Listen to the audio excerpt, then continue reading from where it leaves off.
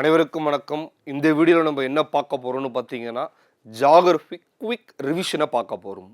அப்போது இதில் நம்ம என்ன பார்க்கணும்னா, நம்ம டிஎன்பிசி தேர்வில் ஜியாகிரஃபி பார்த்தீங்கன்னா ஜியாகிரஃபி ஆஃப் இந்தியான்னு கொடுத்துருப்பாங்க. அப்போது இதில் இந்தியாவை மட்டும் பார்த்தா போதுமானது. சார் வேர்ல்டுலேருந்து ஒரு கேள்வி வருது. அப்போ வேர்ல்டுலேருந்து கேட்கக்கூடிய கேள்வி என்னென்னா, கரண்ட் அஃபேர்ஸ் நடப்பு நிகழ்வு. அப்போ நம்ம நடப்பு நிகழ்வு நீங்கள் என்ன பண்ணணும், சேர்த்து படிச்சுக்கணும். இப்போ குவிக் ரிவிஷன் பண்ண போகிறோம். இந்தியானா என்ன, அதுக்கப்புறம் தமிழ்நாடுனா என்ன, அதுக்குள்ளே என்னென்னலாம் இருக்குன்றதை முழுமையாக நம்ம என்ன பண்ண போகிறோம் இந்த லெசனில் பார்க்க போகிறோம். ஃபஸ்ட்டு வாங்க, இது முதல் பாடம்.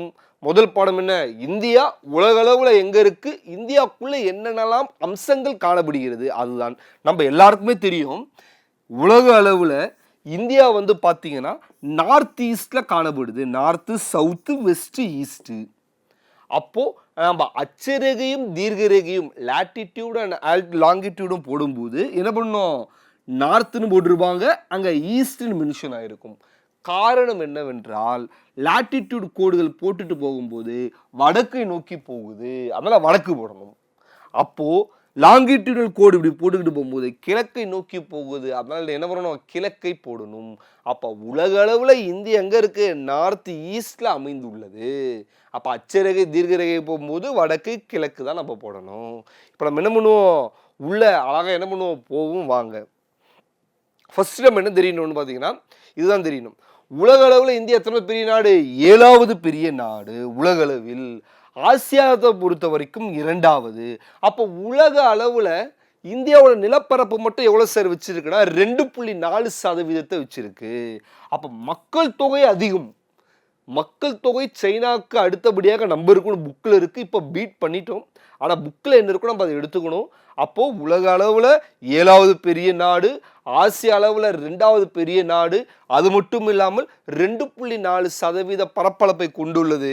அப்போ டோட்டல் ஏரியா எவ்வளோ சார் இருக்கும், இது ஒரு 3287263 ஈஸியாக ஞாபகம் வச்சுக்கோ. அப்போ ஈஸியாக அழகாக என்ன பண்ணு, 32,87,263 சதுர கிலோமீட்டர் இந்தியாவின் பரப்பளவு, இந்தியாவோட பரப்பளவு. அப்போ இதான் மெயினான பாயிண்ட். இப்போ நம்ம குவிக் ரிவிஷன் பார்த்துக்கிட்டு இருக்கோம். இதோட ஃபுல் டீட்டெயில் உனக்கு வேணும் அப்படின்னா டிஸ்கிரிப்ஷனில் என்ன இருக்கும், உனக்கு video full and full lesson ஃபுல்லாக இருக்கும். நீ என்ன பண்ணு, அதை அப்டேட் பண்ணிக்கோ, சரியா? அப்போ பாருங்கள், அப்போ இதான் ஃபஸ்ட்டு 7.2.4 அதோட நிலப்பரப்பு எவ்வளவு இந்தியாவோடது.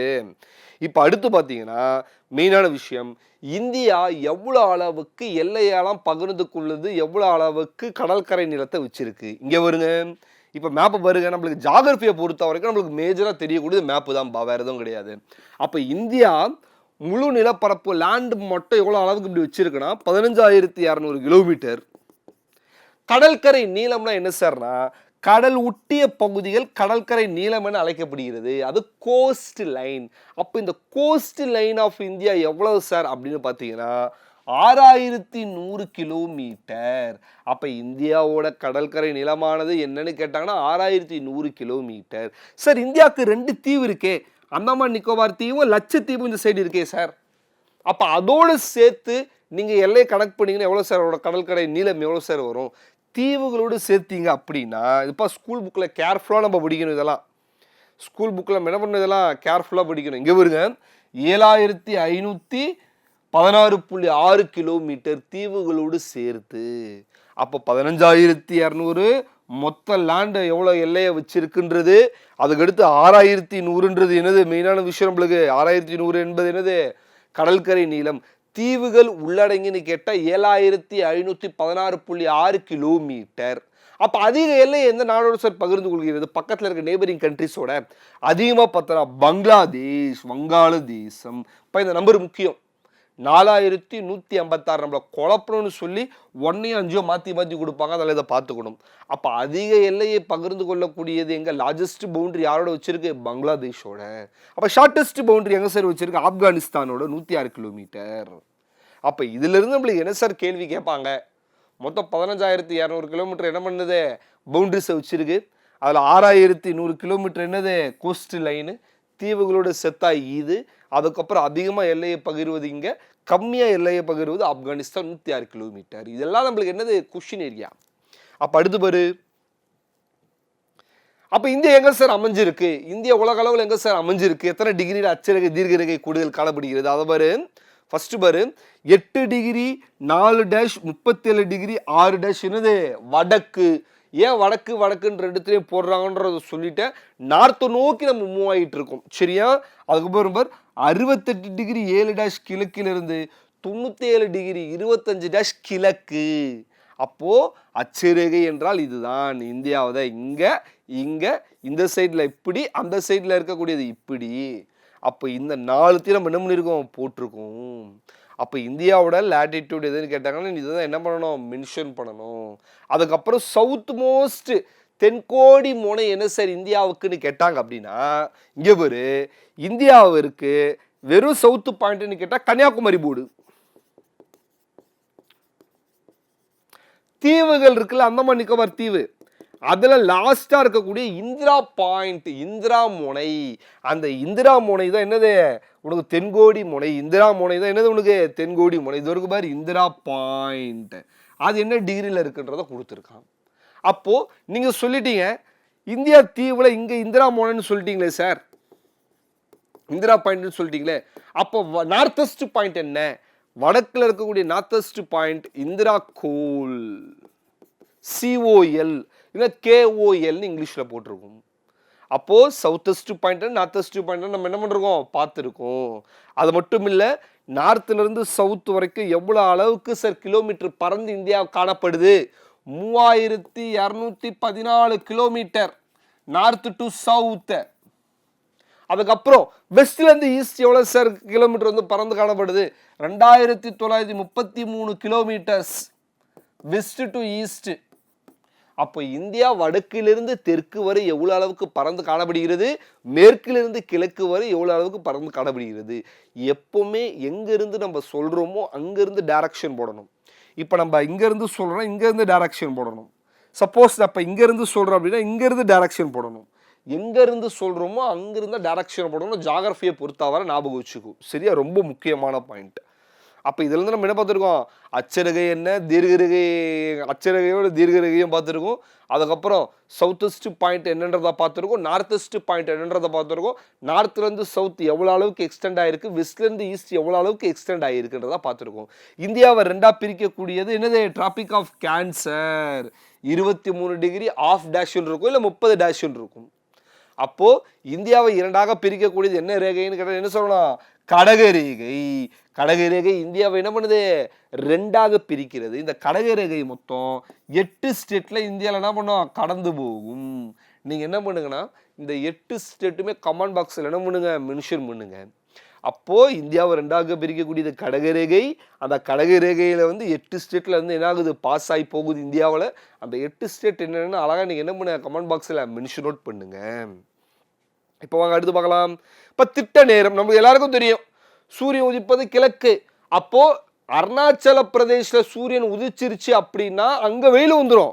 இந்த சைடு குஜராத்ல உதிச்சுன்னா வெயில் வருமா? வராது.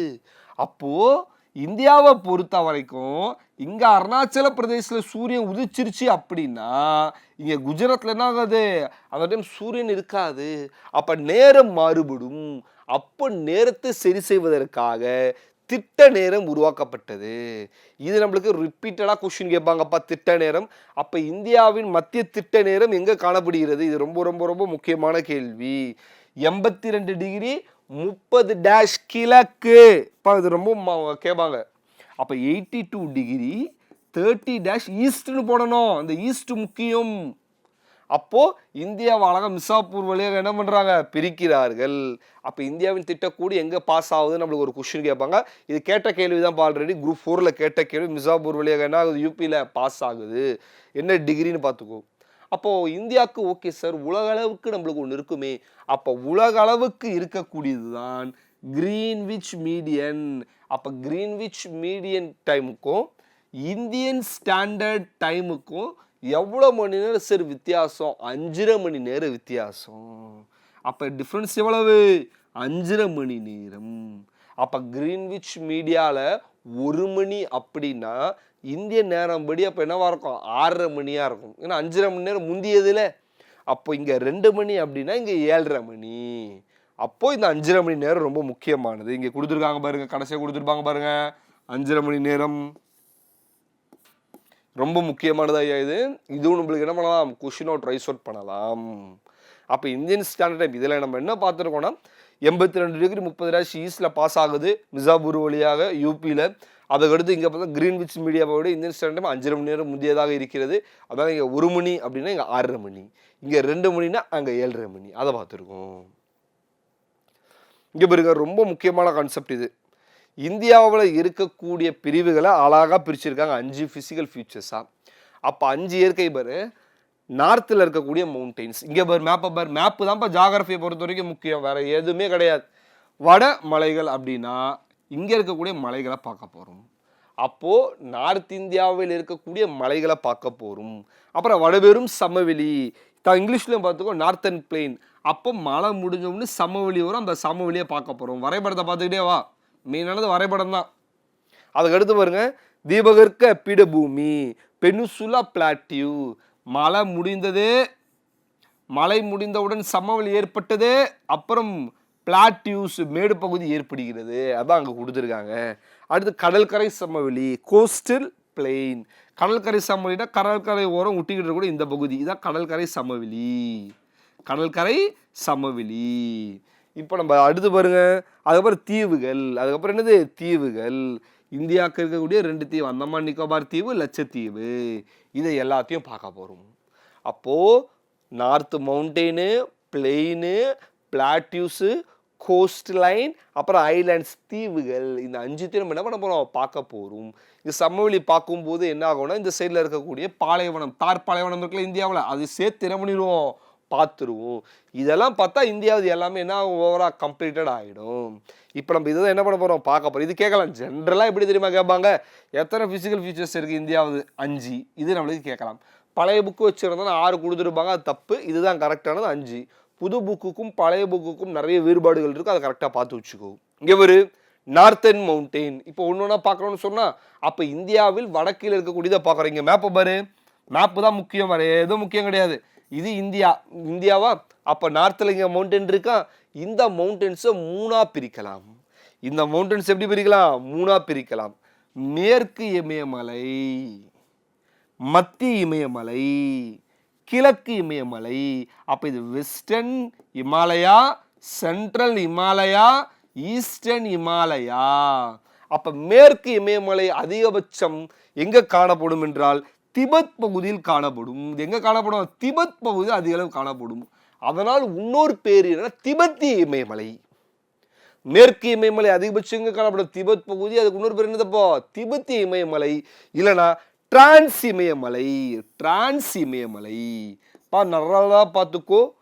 மேற்கு இமயமலைக்கு இன்னொரு பேர் என்னன்னு கேட்டாங்கன்னா என்னது, திபெத்திய இமயமலை. அதுக்கடுத்து டிரான்ஸ் இமயமலை. இங்க பேர் முழுவதும் இங்க என்ன காணப்படும் என்றால் மலைத்தொடர்கள் காணப்படும்.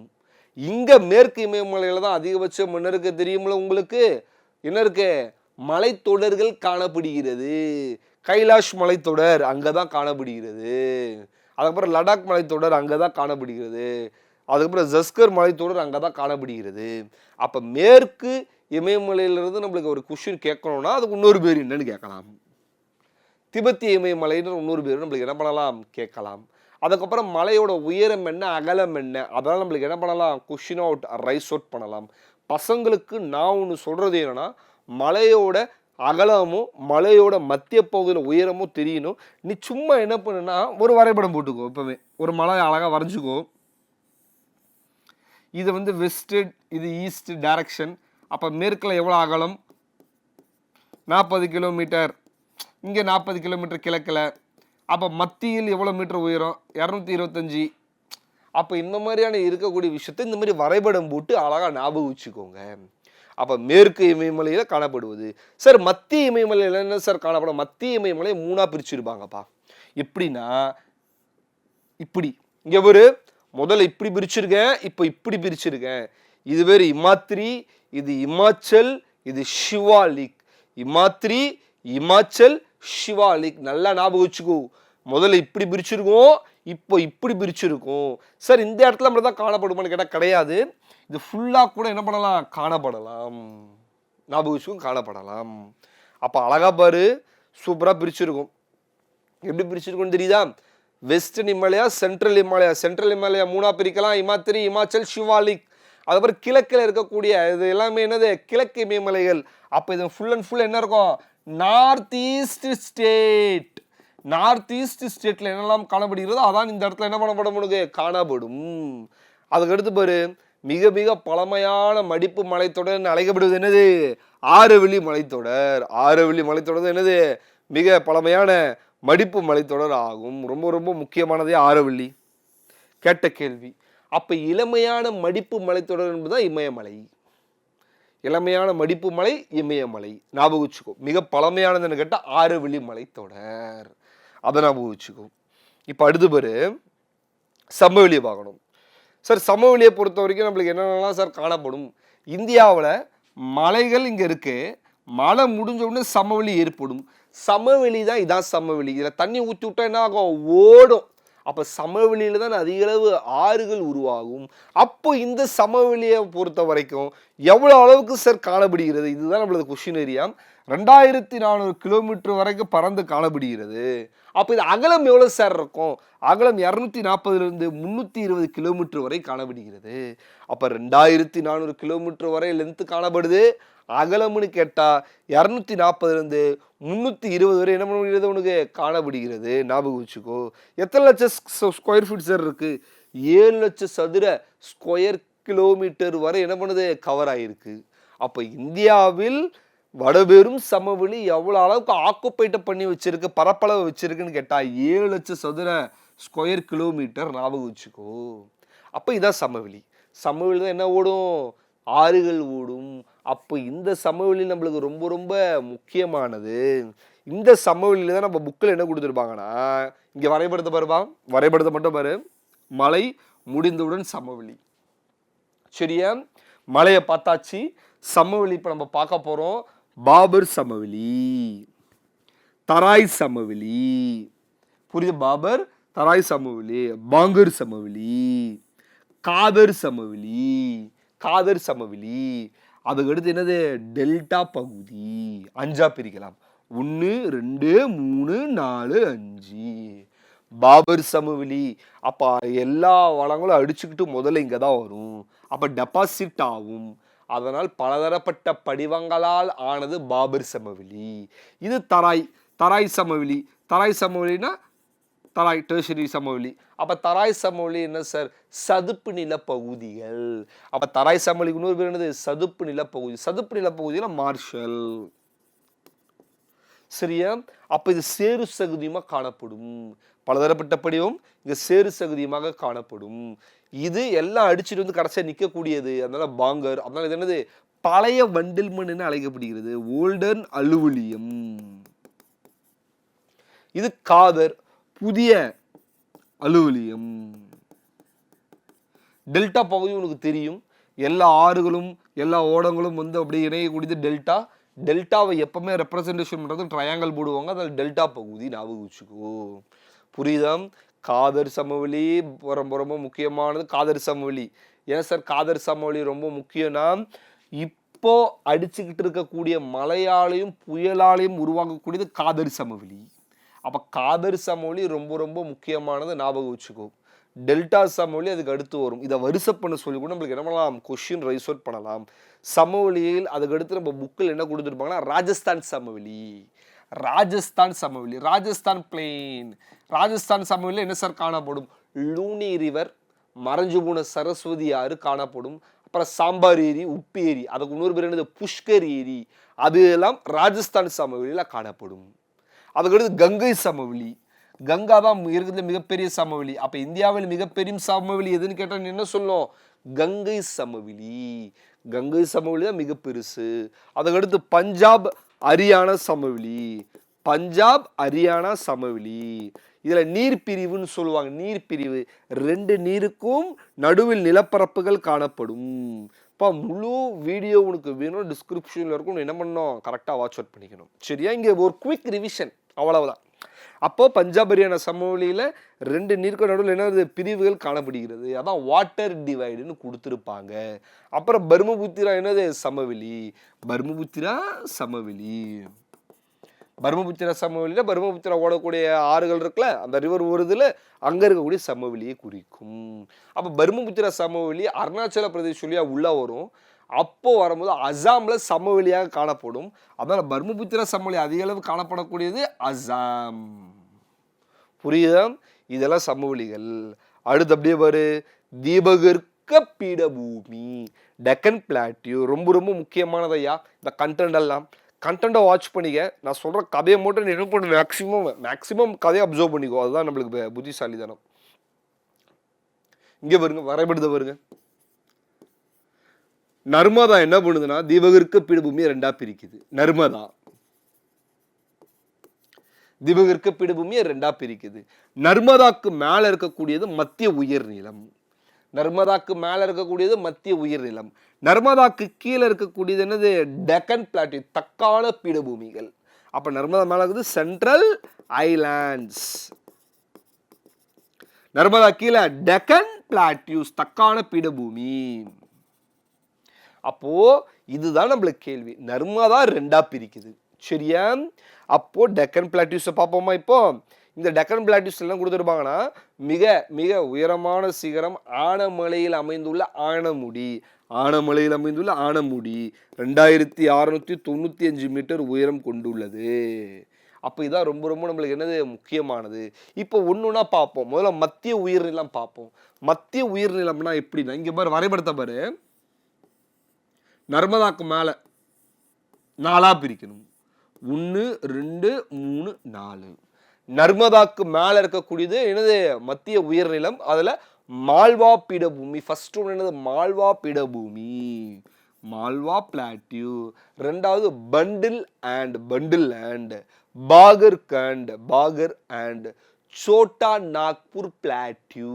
இந்த சோட்டா நாக்பூர் பிளாட்டியூல தான் அயன் ஓர் அதிகமாகவும் மற்றும் நிலக்கரிகள் அதிக அளவு காணப்படும்.